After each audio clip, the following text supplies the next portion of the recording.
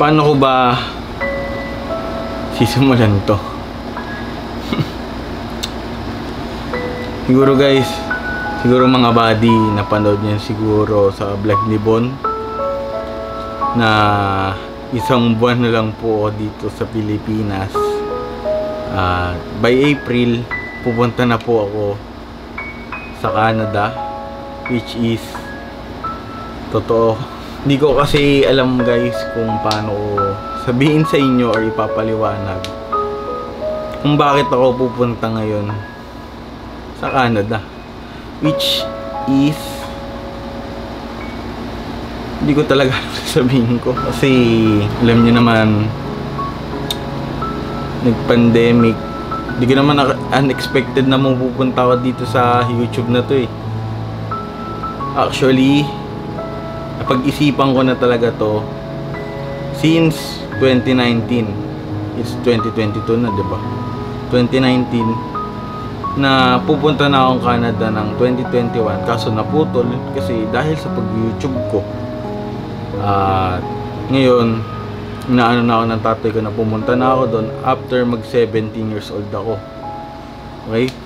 Kasi mahirap na daw pumunta sa Canada na pag nag 17 to 18 years old ako. Kaya may isang buwan na lang po tayo dito, okay? Kung nagigets nyo ako guys, sana maintindihan nyo kung sorry kung magulo yung sinasabi ko. Kasi ito kasi nangyari, paliwanag ko sorry kung paulit-ulit ako.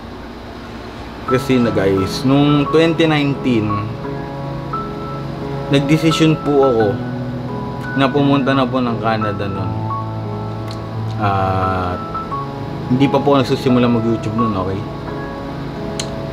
Kasi ayun, kapag desisyonan ko na po na pumunta ang Canada after ko mag 17 or 18,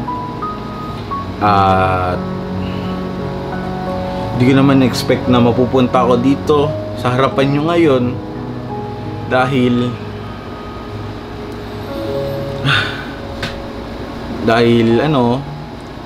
ito, napunta nga ako sa YouTube world na which is 3 years na po ako dito or 2 years, 2 years tama.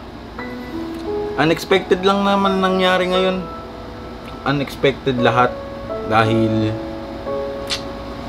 hindi ko naman plano na mapupunta talaga ako dito. Pero thank you kay Lord, Billionaire Gang at sa inyo dahil nandito ako. 'Di ba? Kasi naguguluhan ako ngayon kasi isang buwan na lang. Susulitin ko na sana yung mga araw na makakasama sila, makakabanding kayo. Dahil itong isang buwan na to guys, promise, susulitin ko na talaga. Dahil pagtatak ng April 7, nakabook na ako ng nakapag-ayos na ako ng passport, ng mga ticket, binila na ako ng tatay ko. At ayun, 'di ba? Nakakalungkot man isipin, pero wala tayong magagawa. Desisyon ng tatay ko 'yon. Kasi since last year, ito kasi nakwento ko na ata sa vlog to ni Bon. Hindi sa vlog, ewan ko. Kasi nung last year kasi, napansin kasi ng tatay ko na wala akong napapala sa pag-YouTube ko. Gets nyo? Wala akong kinikita. Yung kinikita ko na lang sa expenses, which is totoo naman, walang natitira sa sarili ko. Puro na lang bayad sa bahay, bayad sa kuryente, bayad sa ganun, bla bla bla kung ano-ano. At napagdesisyonan ng tatay ko na pumunta na akong Canada talaga 2022 April. At nagsinungaling din pala ako kalabon kasi hindi ko sinabi ng maaga sa kanila, which is nung isang linggo ko lang sinabi. Actually, nung January na ako binook ng tatay ko ng ticket papuntang Canada, which is yung schedule niya April, pero January namin binili. Hindi ko kasi kayang sabihin kalabon na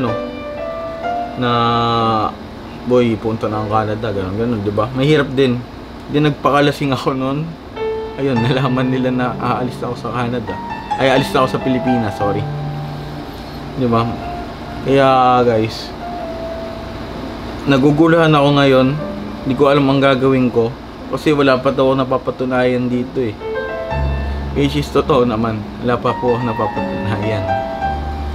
Kasi hindi ko alam talaga eh. Ayoko talaga umalis kasi ito yung pangarap ko. Nandito. Laging tumatatak sa isip ko. Once na gusto mo yung ginagawa mo, nag-e-enjoy ka, hindi ka tatamarin. Kasi gusto mo yung ginagawa mo. Nandito na yung pangarap ko eh. Di ba? Kaya, ayun. Kaya na tayong magagawa. Siguro, doon na siguro muna sa Canada. Siyempre guys, pagpapatuloy ko yun. Hindi ko kayo iiwan. Hindi ko din sila iiwan. Kaso, mahihiwalay nga lang ako sa kanila. I think, 2 taon yun. 1 taon. Matagal din yun bago ako bumalik sa Pilipinas. Pero, wala eh. Wala tayong magagawa. Desisyon ng tatay ko yun. Dahil, wala pa naman ako napapatunayan dito. Wala. Kaya, ganun. Siguro,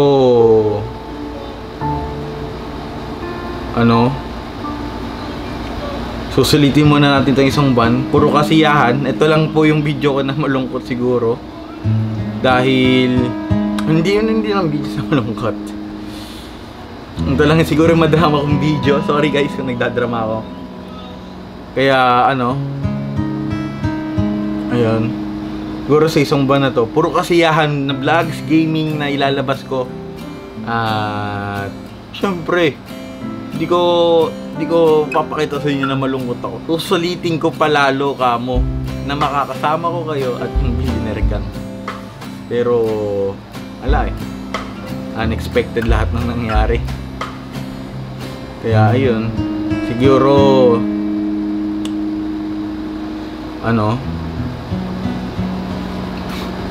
kasi nagsinungaling ako kalabon nga.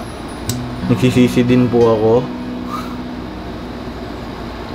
Dahil yung isang linggo ko lang po sinabi sa kanila. Sorry kay Boss Tony, kay Yang A. Wala tayong magagawa. Desisyon ng tatay ko yun. Nakikita ng tatay ko na may future ako sa kanya, sa Canada.